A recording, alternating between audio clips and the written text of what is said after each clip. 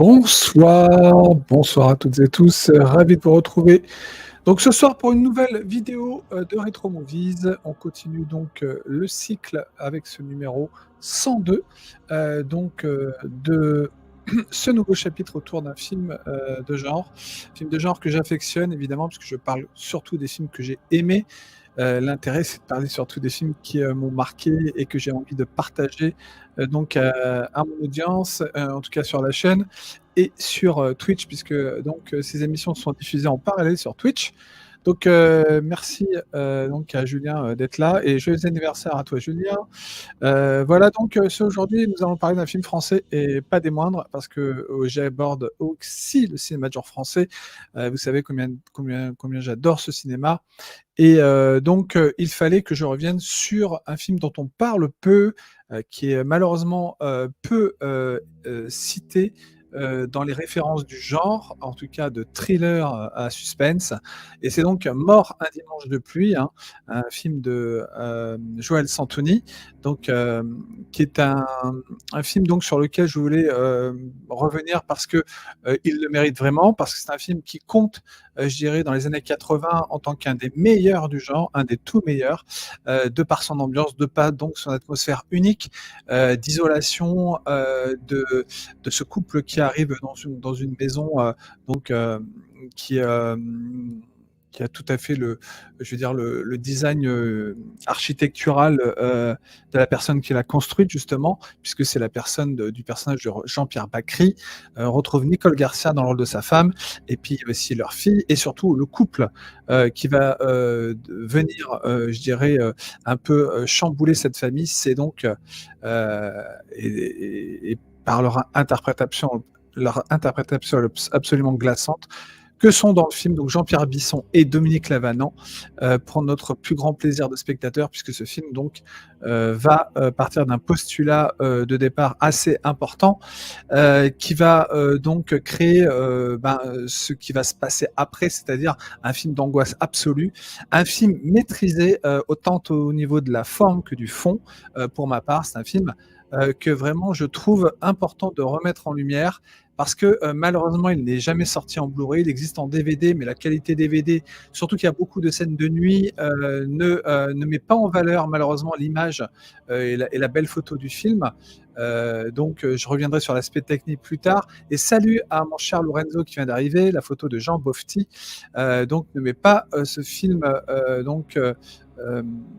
ne sort pas les qualités techniques, et c'est bien dommage. Et donc c'est étonnant quand même, depuis 1986, le film sort en 86, c'est étonnant qu'un tel film, Mort un dimanche de pluie, ne soit jamais sorti en Blu-ray.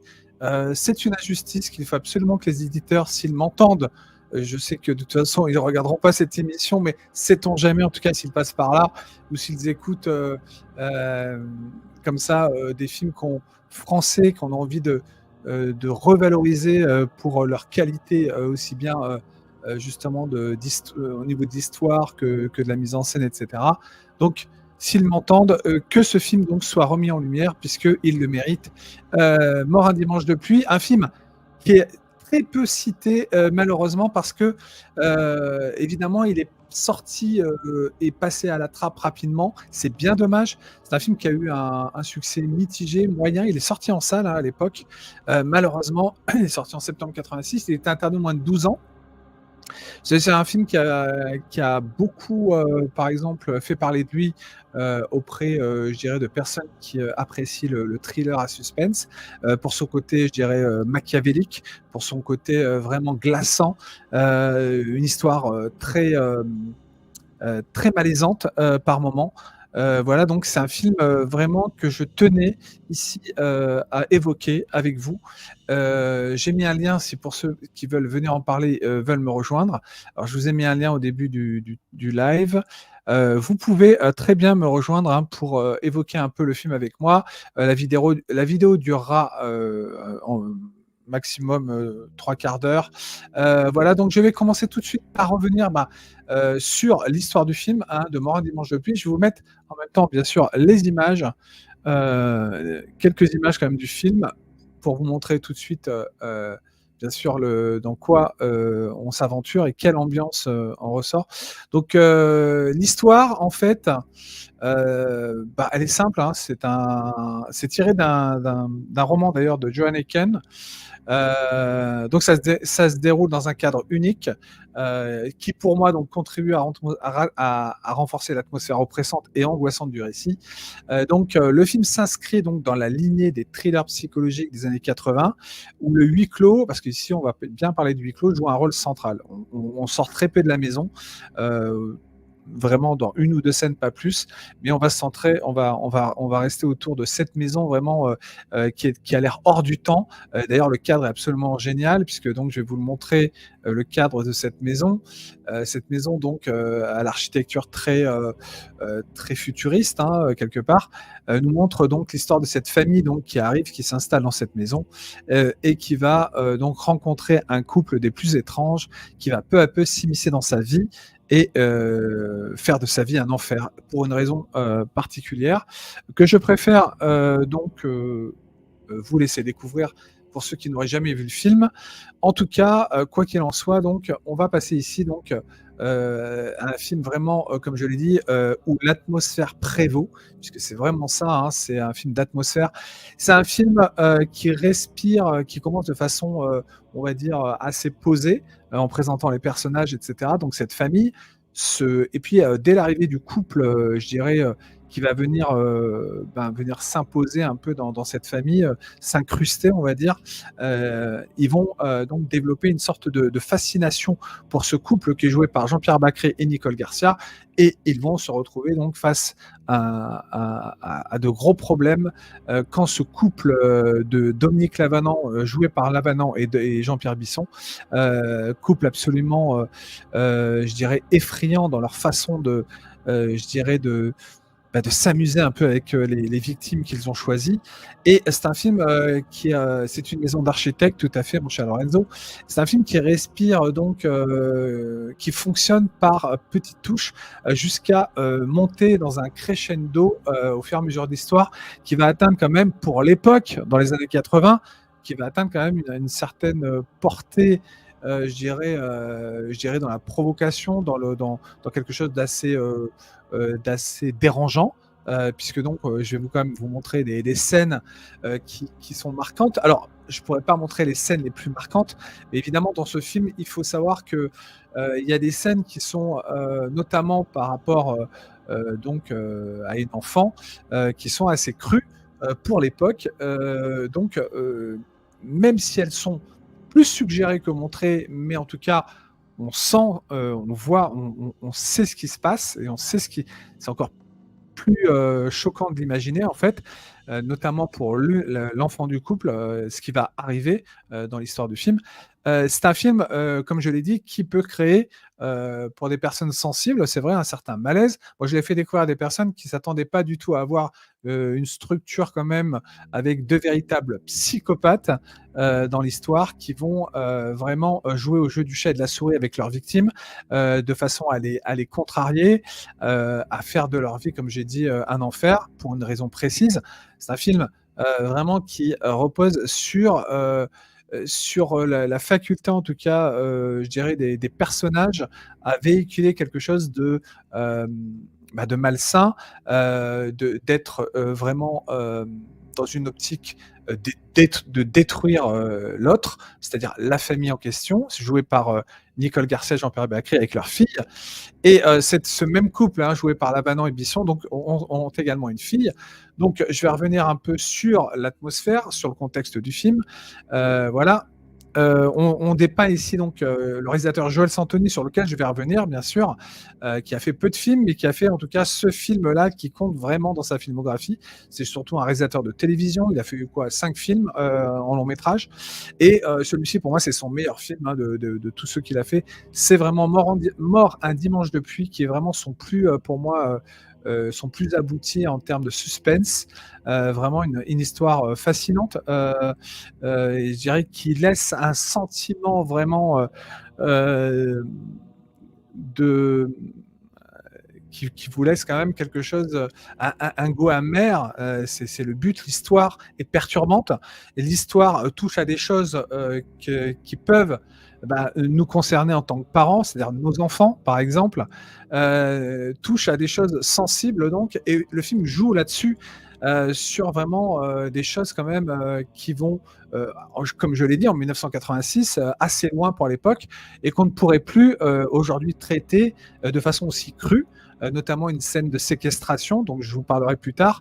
Mais en tout cas, voilà, ça fait réfléchir et ça prouve aussi que le cinéma français de l'époque osait, encore une fois, montrer des choses plutôt justement crues pour l'époque, sans avoir peur de se choper la censure.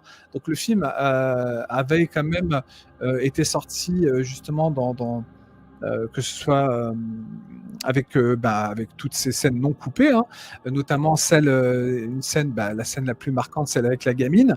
Et salut à Pat, salut à THX, salut à Romain S, salut messieurs, excusez-moi, j'étais parti euh, dans mon, euh, dans mon monologue pour vous parler de ce film, qui est un film que j'aime beaucoup, qui prouve la vigueur, je dirais, du cinéma français de l'époque et du cinéma de genre français de l'époque, avec quand même de très bons acteurs. Donc ici, on retrouve Nicole Garcia, Jean-Pierre Bacry, Jean-Pierre Bisson, Dominique Lavanant, et puis dans les rôles secondaires, il y a Étienne Chicot.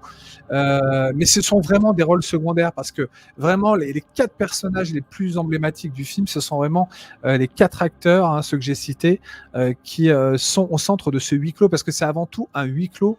Les quelques personnages secondaires, on les voit très peu. Ils n'apparaissent vraiment qu'après dans l'histoire. Donc voilà, je vais vous mettre qu'un lien si vous voulez venir parler donc juste après mon intervention un petit peu pour ceux qui auraient vu ce film pour donner leurs sentiments sur Mort un dimanche de pluie.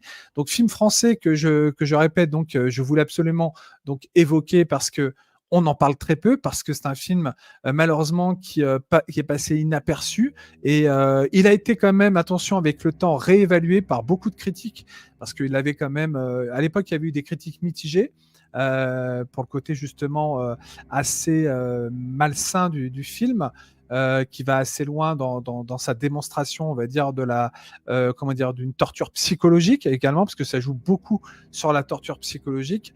Et il y a Dominique Lavanant qui est dans un rôle à contre-emploi, qui est vraiment aussi quelque part terrifiante, en marâtre comme ça, qui vient s'incruster dans cette famille pour en plus garder aussi la fille du couple, sauf qu'ils savent pas à qui ils ont affaire réellement, et ils savent pas aux 2 personnages vraiment diaboliques qu'incarnent Lavanant et Bisson, leur raison de venir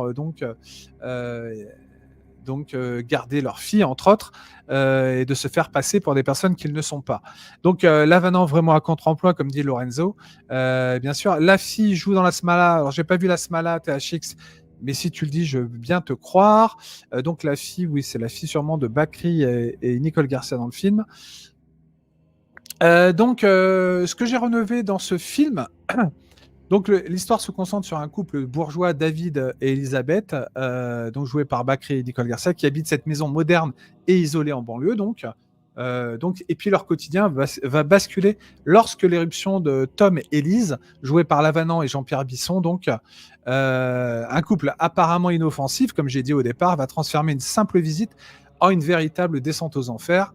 Donc ce couple, venant sous prétexte de consulter Lieberman pour une affaire immobilière, vont peu à peu, ils vont révéler leur nature inquiétante, je dirais, pour plonger dans un jeu de manipulation psychologique intense, ou donc progressif, hein, vraiment avec une narration qui évolue dans le côté où il y a une tension qui s'installe progressivement, jusqu'à un dénouement inattendu et tragique que je ne révélerai pas ici. Mais en tout cas, sachez qu'ici, donc, les thèmes abordés, c'est ce que j'aime beaucoup dans ce film.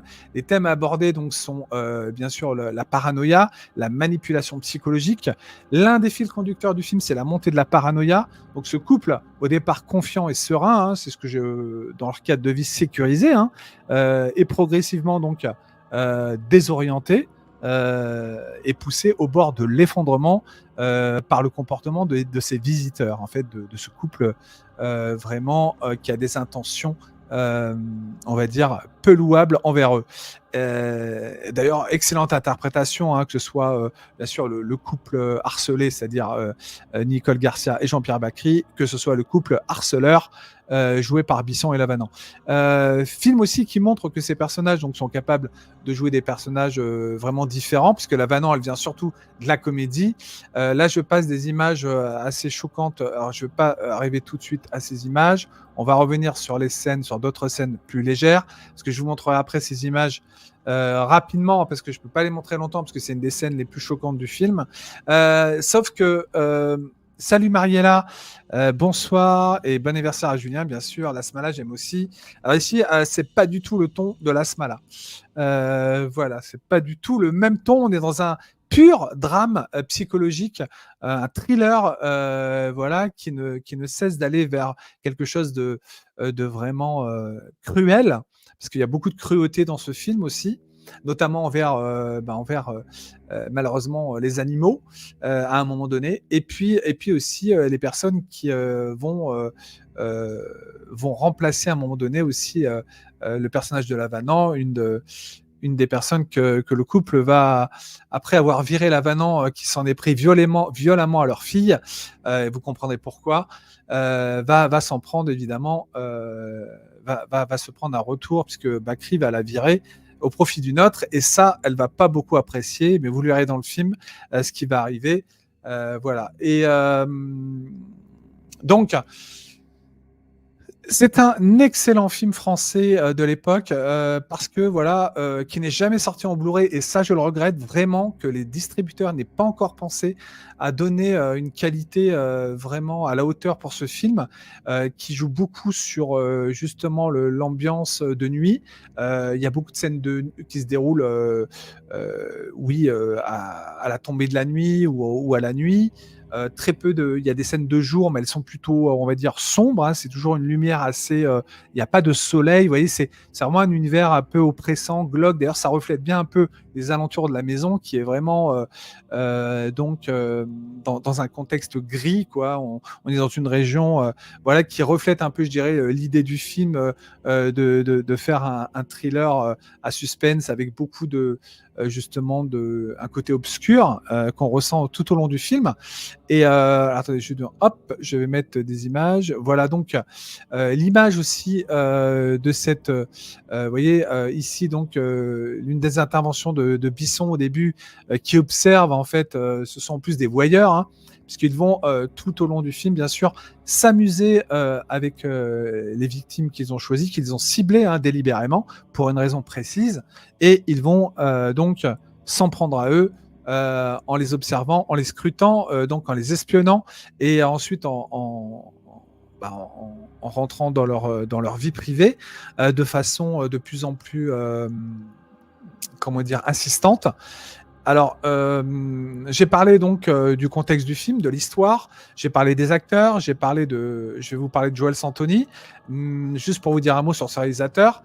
Donc les thèmes, comme je l'ai dit, pour continuer sur les thèmes abordés, ce que j'ai noté, moi, en revoyant le film, c'est, comme je l'ai dit, donc la paranoïa, la manipulation psychologique, la critique de la bourgeoisie aussi, parce que j'ai trouvé que à travers la mise en scène autour de ce couple bourgeois, donc joué par Nicole Garcia et Jean-Pierre Bacri, Joël Santoni, donc critique aussi l'apparente quiétude, hein, en fait, puisqu'on a l'impression que c'est un couple qui vit le bonheur absolu, mais pas vraiment. Donc l'apparente quiétude des classes sociales aisées. La maison moderne, synonyme de réussite matérielle et de confort, qui devient paradoxalement ici pour moi une prison. Et c'est ça qui est excellemment bien fait dans le film, c'est qu'il y a vraiment le côté prison du film aussi qui est là. Et donc ça se transforme un peu en quelque chose d'austère, de grave. Je vous dis, le film n'est pas là pour rigoler, et il est là pour vous mettre vraiment dans une situation d'inconfort, et il le fait brillamment. Voilà, donc alors attendez, on va passer à d'autres images. Voilà. Juste un instant, le temps que je hop. Alors, attendez, je vais passer à d'autres images du début, voilà. Parce que donc le couple en question qui les harcèle, donc a une fille également, qui est donc, on va dire, on va pas envier sa situation vu les parents, on va dire absolument déviants qu'elle a. Et,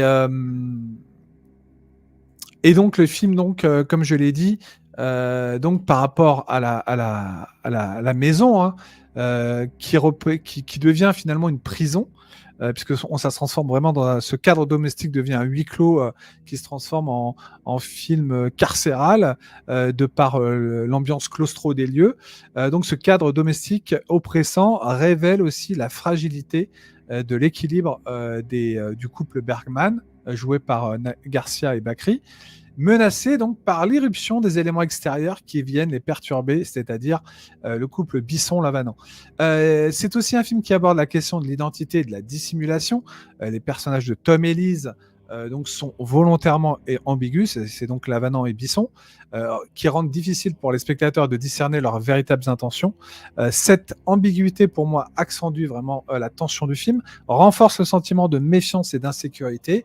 Cette question de l'identité aussi donc, est centrale dans l'intrigue. Qui sont ces visiteurs? Que veulent-ils vraiment? Les réponses ne sont pas immédiatement évidentes et évoluent au fur et à mesure de l'intrigue. Donc voilà, il y a vraiment une structure narrative qui est vraiment intéressante dans l'analyse, évidemment, de l'intrigue, du scénario, donc, et des personnages. Donc, euh, voilà, David, bien sûr, la maison, vous doutez bien, ben, il est architecte, c'est pour ça, cette maison provient de son imagination, voilà, mais c'est une maison aussi qui va servir quelque part d'enfermement et de signification, comme je l'ai dit, de se sentir presque en prison. Voilà, malgré et puis le côté isolement aussi de la région où ils sont, ben évidemment où personne, il n'y a pas de voisins, ils sont vraiment isolés, et donc c'est un cadre idéal pour le couple vraiment qui vient les perturber pour s'en donner à cœur joie et les terroriser par tous les moyens possibles avant de passer à l'acte. Puisqu'évidemment, on va arriver à une conclusion, il va y avoir donc un crescendo qui va nous amener un passage à l'acte. Et je n'en dis pas plus sur le passage à l'acte parce que je préfère vous réserver la surprise. Si pour ceux qui ne l'ont pas vu, vous préférez donc le revoir et le redécouvrir par vous-même. Donc ce serait dommage de dévoiler vraiment le reste de l'intrigue, surtout la fin du film, que je préfère vous laisser découvrir. Donc il faut savoir que donc le côté vraiment on va dire psychopathe de ce couple va exploser bien sûr à un tiers du film, vers la dernière demi-heure bien sûr, on va s'apercevoir donc qu'ils ont affaire à deux personnes en roue libre, en total roue libre, qui sont là pour leur faire du mal et qui sont là pour toucher aussi ben vraiment à leur bien-être. Et leur bien-être, quel est leur bien-être? Numéro un, ben, c'est leur fille. Évidemment, et leur fille va passer un sale quart d'heure dans le film. Et c'est là où vraiment, je dis que pour l'époque, oser montrer la torture psychologique sans être vraiment physique, hein, c'est surtout psychologique, le côté séquestration, l'attachement aussi, le fait de,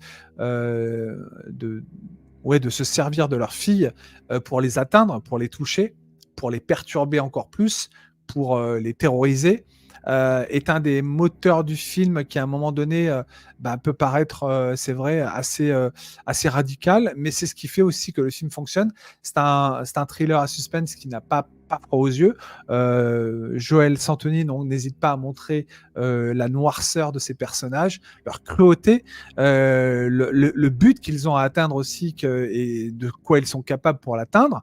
Donc voilà, donc je pense que vous aurez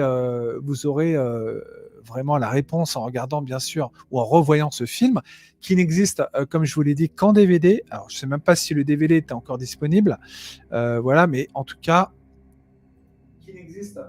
je vous conseille vraiment de découvrir cette pépite du cinéma français qui est vraiment un des films préférés aussi des deux réalisateurs Alexandre Bustillo et Julien Maury. Pour eux, c'est un des meilleurs films français des années 80, un de ceux qui vraiment mérite justement d'avoir une vraie sortie digne de ce nom pour lui pour ne pas oublier ce film, un peu comme La Traque qui a eu le droit à une sortie en Blu-ray chez Le Chat qui fume. La Traque, film important aussi dont on avait parlé dans un direct Retro Movies, qui reste un des meilleurs aussi, je dirais, survival movie, un rap sans revenge movie des années 70, la track. Bah, dans les années 80, vous avez eu également celui-ci, donc qui est absolument implacable dans sa description de la folie, de quoi est capable aussi bah, justement des personnes qui voilà, qui n'ont pas du tout de, je veux dire, de jugement moral, qui ont une pierre à la place du cœur, enfin bref, qui s'en foutent en fait de terroriser, quoi. Leur but, c'est vraiment de se... Parce que tout part d'une histoire de vengeance envers le personnage de Bakri et qui va prendre des proportions hallucinantes. Voilà, donc vraiment, Mort un dimanche de pluie, donc Joël Santoni, c'est un film vraiment marquant des années 80. C'est pour ça que je tenais absolument à le valoriser sur ma chaîne et à ne pas oublier que ce film doit absolument être découvert pour ceux qui ne le connaissent pas, parce que ça montre aussi qu'on était capable dans le cinéma français de faire des choses vraiment où, au-delà de la mise en scène qui est très réussie, on arrivait à déstabiliser quelque part, ne serait-ce que par la façon de raconter une histoire, la façon de montrer le côté démonstratif, tout en étant des fois simplement suggestif dans ce qu'on montre. Parce que je vous dis, c'est pas un film simplement démonstratif, c'est pas un film violent physiquement. Ça allait un peu vers la fin sur deux, trois scènes, mais c'est surtout la torture psychologique en fait. Ce couple malsain exerce une torture avant tout psychologique sur ses victimes et en procédant de manière vraiment justement en procédant de manière voilà, donc là une des scènes très choquantes du film, hein, je vais pas le montrer longtemps, c'est donc la gamine du couple qui est terrorisée, enfin torturée psychologiquement. C'est une des scènes les plus dures du film, évidemment, surtout quand on est un enfant et qu'on sait ce que c'est. Croyez-moi, c'est très dur de voir une scène pareille. Alors, scène très difficile, hein, puisque moi j'ai lu des anecdotes sur le tournage. Je vais vous en dire une, par exemple, sur le tournage par rapport à ce film. Donc, c'est un tournage éprouvant, hein, donc majoritairement qui a été fait en huis clos dans cette maison, intense pour les acteurs à l'époque et l'équipe technique également, parce qu'il y avait vraiment des scènes où il fallait donner, pour que ce soit crédible, le maximum je dirais, de véracité dans le jeu d'acteur. Fallait qu'on soit justement à la place du spectateur pour le mettre dans quelque part en voyant ce genre de scènes qui peu à peu en plus sont de plus en plus déstabilisantes. Donc se mettre donc à la place du spectateur pour dire pour que ça fonctionne, il faut que le spectateur ressente un malaise par rapport à la cruauté de ce couple.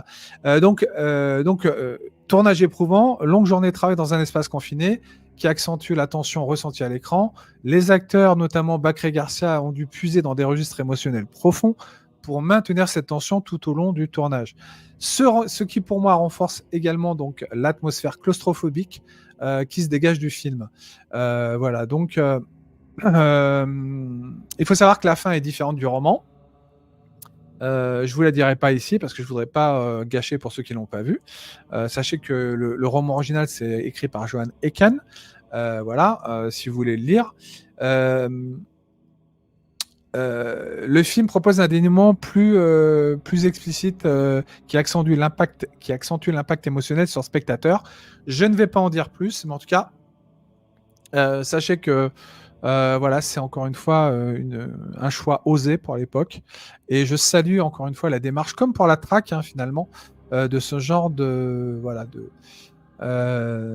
de choix scénaristiques pour réussir à être beaucoup plus, à avoir, ouais, à laisser un impact beaucoup plus marquant sur l'esprit du spectateur quelque part. En tout cas, si vous êtes sensible un minimum, ce film ne peut pas justement vous laisser insensible ou voilà, par rapport à ce qui se déroule. Et qu'est-ce que je voulais dire d'autre? Oui, alors donc, avant que je finisse, donc c'est un film qui est resté Confidentiel, malgré une distribution renommée, c'est ce que j'ai dit, hein. Film qui est passé un peu sous les radars, malgré la présence d'acteurs reconnus comme Bakri, Nicole Garcia et Dominique Lavanant, le film est resté relativement confidentiel au moment de sa sortie. Il n'a pas connu un grand succès commercial, mais il a, comme je l'ai dit, avec le temps, depuis acquis un statut culte parmi les amateurs de thrillers psychologiques et de huis clos. Et sa redécouverte lors de diffusions télévisées et en DVD lui a permis de trouver un public plus large avec le temps. Donc on espère vraiment que des éditeurs vont enfin lui donner euh, une édition Blu-ray, en tout cas vont avoir l'idée d'offrir un Blu-ray ou un 4K même de ce film. Donc une belle remasterisation, ce serait vraiment génial. Parce que j'imagine qu'avec la photo et la mise en scène très réussie, ce serait vraiment impeccable. Voilà, donc Mort un dimanche de pluie, donc film riche en sous-texte, hein, aussi bien au niveau de sa réalisation que de son interprétation, avec une approche cinématographique qui est pour moi atypique et audacieuse pour l'époque. Et bien évidemment, la scène avec la fillette est l'un des moments les plus marquants et choquants du film, joue un rôle central dans l'escalade de la tension pour moi et de la violence psychologique que subissent les personnages principaux. Dans ce film, la petite fille, donc qui est un symbole d'innocence et de fragilité, mais qui compte par sa présence dans l'histoire, va devenir un levier émotionnel très fort pour moi. Et le couple, bien sûr, Tom et Elise, le couple manipulateur, qui envahit la vie de Garcia et Bakri, ne vont pas hésiter à exploiter cet enfant pour faire pression sur les parents, impliquant donc l'une des scènes les plus perturbantes. Quand ils la séquestrent, qu'ils la retiennent comme une sorte d'otage pour forcer donc le couple Bakri-Garcia à se soumettre à leur volonté. Donc ils menacent la sécurité de la fillette, créant une pression insupportable sur les parents, je le précise, et surtout sur le père qui se retrouve désemparé, incapable de protéger sa famille. Voilà. Et à ce moment-là du film, la manipulation atteint son paroxysme. La violence n'est pas forcément physique, comme je l'ai dit, mais elle est psychologique. Les bourreaux jouent sur la peur et l'impuissance des parents face à la mise en danger de leur enfant. Donc cette menace constante, pour moi, pousse les parents à perdre pied, renforçant l'ambiance oppressante du film. Donc ce qui fait que le film fonctionne vraiment par touches successives pour vous amener dans des retranchements voilà, qui font que le film est vraiment réussi, je dirais, parce qu'il réussit de façon simple mais efficace à créer une véritable tension qui vraiment voilà, évolue dans le contexte de l'histoire et vraiment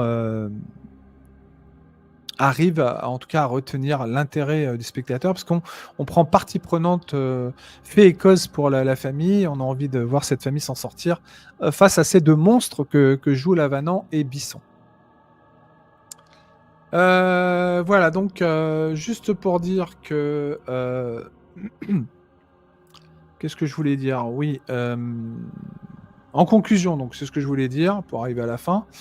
En conclusion pour ce film, Mort un dimanche de pluie, donc pour moi, c'est un film dense où la tension psychologique prend le pas sur l'action, surtout, avec une intrigue serrée, donc je dirais des personnages ambigus, une mise en scène efficace quand même.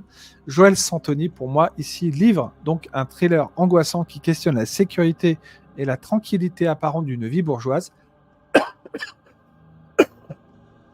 Et même si par moments le film peut paraître lent, c'est voulu. C'est vrai, c'est pour accentuer justement ce qui va se passer après, la tension des scènes qui vont donc aller vers quelque chose de beaucoup plus obscur. Et pour ça, donc, le film donc, parvient à captiver pour moi grâce à cette progression méthodique et à ces retournements de situation inattendus, notamment sur la fin. Donc le film, pour moi, s'inscrit dans une tradition de huis clos tendu, où le suspense repose davantage sur l'interaction des personnages, excusez-moi, que sur des événements spectaculaires.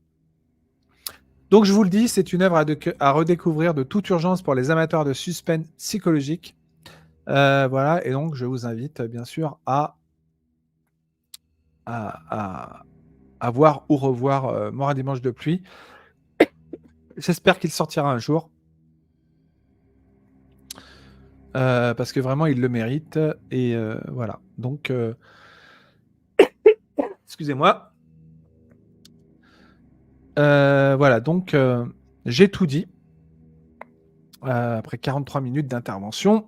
J'espère que vous avez pu, redécouvrir en tout cas pas mal d'aspects de ce film et que je vous donne envie de le découvrir pour ceux qui l'ont pas vu ou de le revoir pour ceux qui l'ont vu.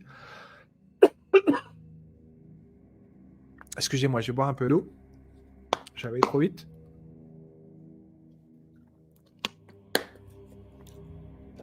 Donc voilà.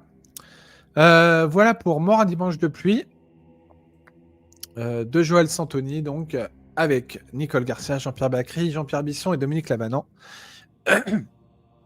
Rôle à contre-emploi donc pour Bisson et Lavanant, surtout pour Lavanant. Voilà, aujourd'hui, les deux acteurs qui sont décédés, c'est Jean-Pierre Bacry et Jean-Pierre Bisson. Nicole Garcia est toujours là, hein. Lavanant aussi. Pardon. Voilà, donc je vous avais laissé un lien pour venir en parler, si vous vouliez dire un mot pour ceux qui l'avaient vu. Mais je vois que personne m'a rejoint, donc écoutez, je vais arrêter là. Je vais arrêter là. Et donc je vous laisse méditer sur l'importance de revoir certains films qui sont malheureusement passés sous silence trop vite dans le cinéma français. Des films qui méritent vraiment qu'on revoie, qu'on les revoie, qu'on les redécouvre tout simplement. Parce qu'ils le méritent, comme Mort un dimanche de pluie de Joël Santoni. Donc Joël Santoni, j'ai oublié de dire quand même que c'est une personne qui a fait quelques films, hein. Il n'a pas une grande filmographie, Joël Santoni, mais il est décédé aussi, lui, en 2018. Il a fait à peine 5 films, hein. On va noter surtout son meilleur film, c'est celui-là, hein, c'est son dernier d'ailleurs, Mort un dimanche de pluie. Mais il y avait également 2 films qui sont vraiment importants. D'ailleurs, son plus gros succès, ça s'appelle Les œufs brouillés, en 76. Voilà, en 76. Ils sont grands, c'est petits, avec Catherine Deneuve et Claude Brasseur. Puis son premier film, Les yeux fermés, qui est un drame aussi très très joli. Un drame sur la folie, hein. Mais un très beau film, voilà. Donc, Joël Santoni a surtout travaillé à la télévision, voilà, donc jusqu'en 2013, voilà. Pardon. Donc j'ai terminé donc pour aujourd'hui, pour cette critique, pour mon avis en tout cas sur ce film. Alors, critique, c'est pas une critique puisque c'est vraiment un film que j'aime. Tous les films que je traite dans Retro Movies, c'est des films que j'aime particulièrement. Donc, c'est pas vraiment je suis pas là pour en dire du mal, puisque c'est des films que je mets que je remets en lumière parce que je les ai appréciés. Donc évidemment, je préfère parler des films que j'ai aimés que ceux que j'aime pas. Vous comprenez bien. Voilà, donc j'espère que j'ai été assez clair dans mes propos par rapport à tout ce que je vous ai expliqué sur la teneur du film, de ce qu'il est, de ce qu'il représente, pourquoi il faut le voir, pourquoi un film comme celui-ci, il ne faut pas l'oublier, comme le film La Traque qu'on avait traité avec Lorenzo ici même sur la chaîne.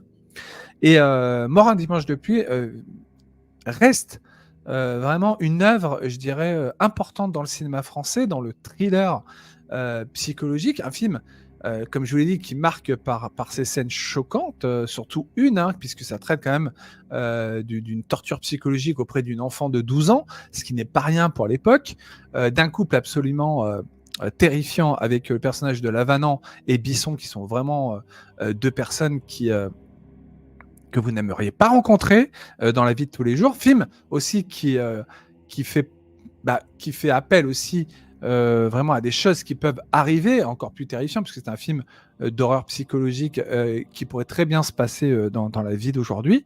Donc c'est pour ça que c'est un film qui montre des choses voilà, assez perturbantes quand même pour l'époque.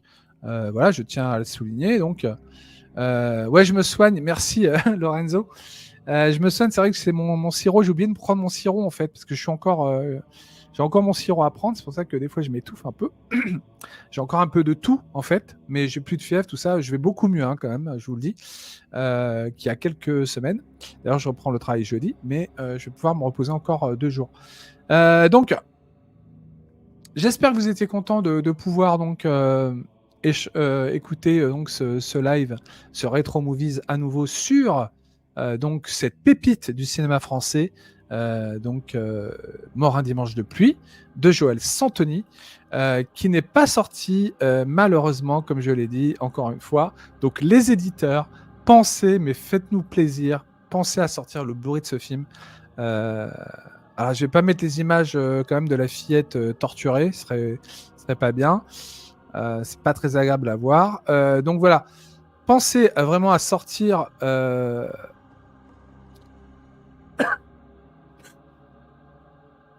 Blu-ray vraiment, messieurs, de l'édition. Et mon cher Greg, désolé, je ne traiterai pas de Ass Warship parce que je préfère le 20, pas le 11.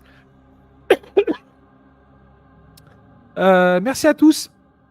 Je vais aller prendre mon sirop, je vais aller faire mon petit dîner. Je vous remercie de m'avoir suivi.